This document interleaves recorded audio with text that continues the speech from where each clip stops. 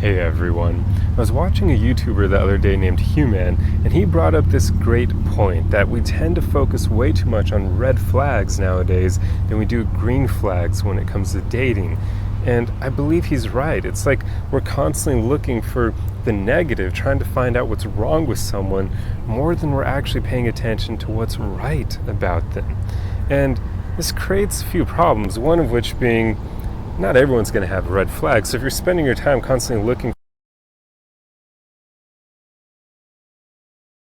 actually red flags, they're just not great per se.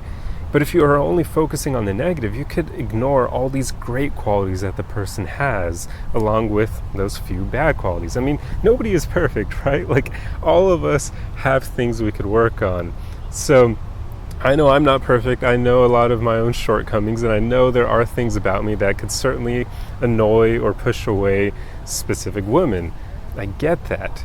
Yet, so many people don't quite think about this because it is really important to seek out green flags when you're dating. So in this video, I want to take some time to talk about some of the green flags that I look for, and hopefully my list will help you get a better idea of some things you should pay attention to when you're dating as well. Because I've actually noticed I tend to actually take this approach myself when it comes to dating. I'll notice bad things about women, but I'm primarily focused on the good things. I'm trying to see what good qualities she has because I want to see if she meets my list. So without further ado, let's jump into the green flags that I look for. And I'll start with the top three that are the most important to me.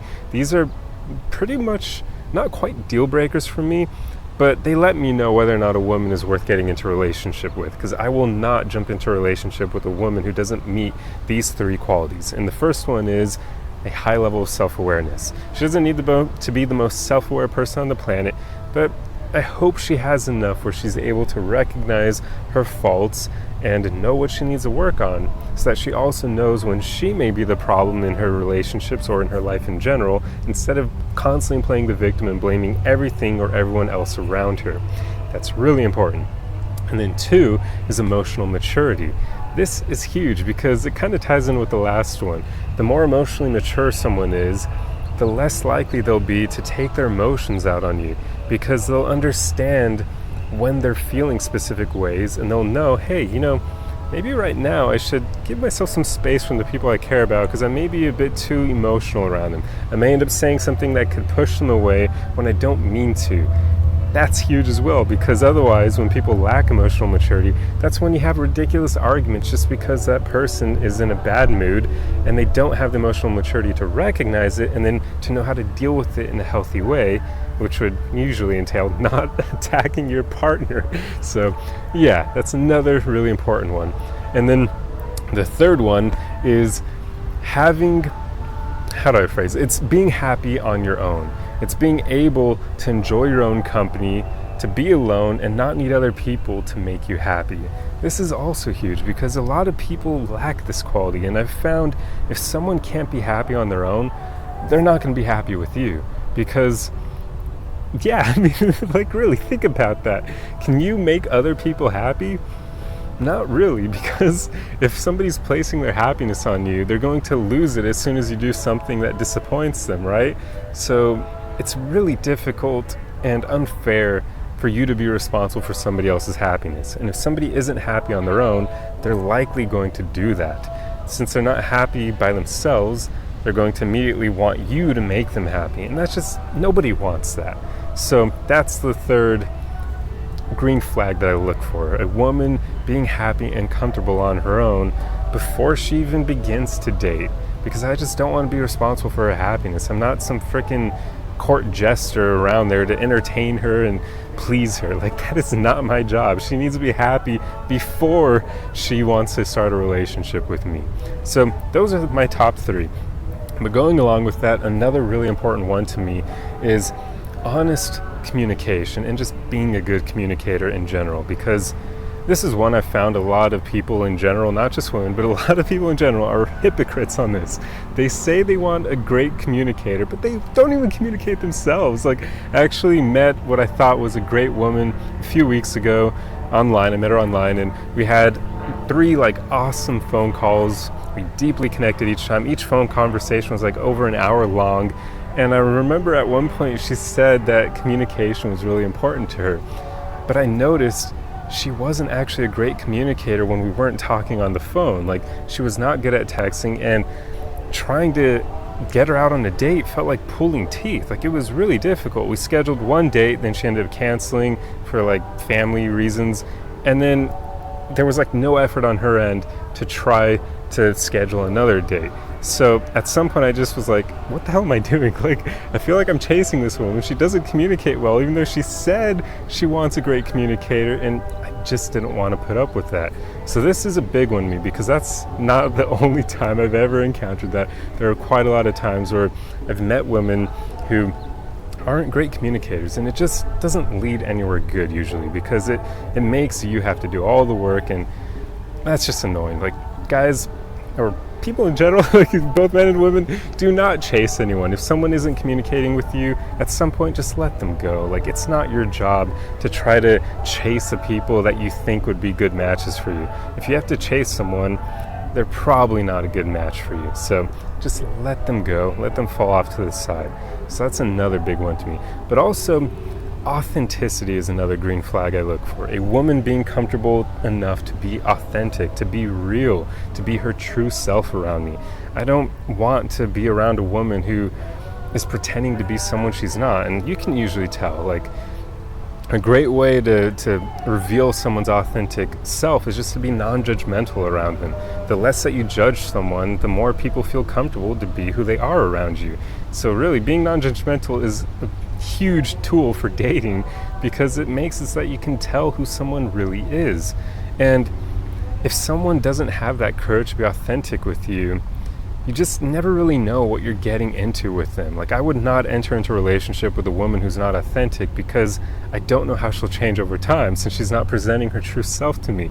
She could be completely different from the way she's making herself out to be during the dating phase. So authenticity is huge. It's an incredibly important thing to pay attention to, just so that you know who the other person truly is and whether or not you actually like them for who they are. So those are some of like the most important ones to me, but I also like women who are a bit more, like, how do I phrase this? A bit more mature when it comes to, the naughty stuff. Not really meaning for her to have a lot of experience, but more so for her to not have shame surrounding that, because that's just another thing that is kind of not ideal to deal with, like shame around bedroom stuff. It's just, I more so like women who are kind of in tune with that side of them, or at least not afraid of it, and they don't have all this pent-up shame surrounding it, because it just makes things a lot more fluid, and it just makes things work better pretty much. So that's another big thing. And I've also found that, to me, when a woman kind of has too much shame around that, it makes her come off a bit childlike, and I'm just not into that. So that's another big thing for me.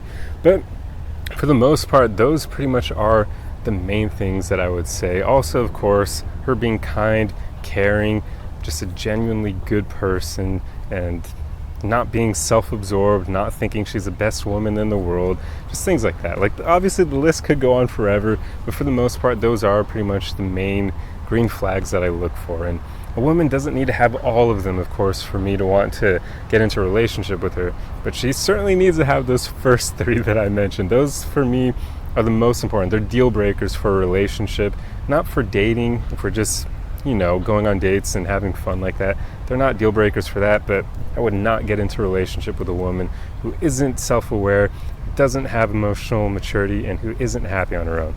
That's just a recipe for disaster from what I've found. So there you go. Those are pretty much that's pretty much my list for green flags that I look for, and hopefully it gives you a better idea of some things you may want to look for yourself. Obviously, you don't need to adopt the same list that I have, but I hope it at least kind of inspires you to think of a list of your own and really make sure what qualities are actual deal breakers for you, because that's incredibly important. Like, there's a reason I have those top 3 things and why they're deal breakers for me. So make sure you spend time to figure out what those would be for yourself. You just need to know, what qualities does someone have to have for you to be willing to get into a relationship with them.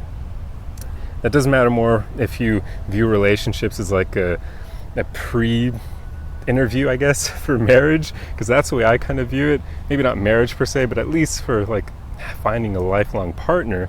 So yeah, I'm gonna make sure that she meets certain criteria. Otherwise, I'm just not gonna go and get myself into trouble, pretty much. So yeah. But anyway, before I start rambling, I'm going to end the video here. So I hope you enjoyed this one. I hope this has been somewhat insightful to you. At least I hope it serves as a starting point for you to create your own list and figure out what values, what green flags you should pay attention to yourself. And remember, guys, as long as someone doesn't have egregious red flags, everyone's going to have bad qualities about them. So really make sure, do they have green flags to go along with those bad qualities? Because if they don't, then yeah, obviously there's no future there.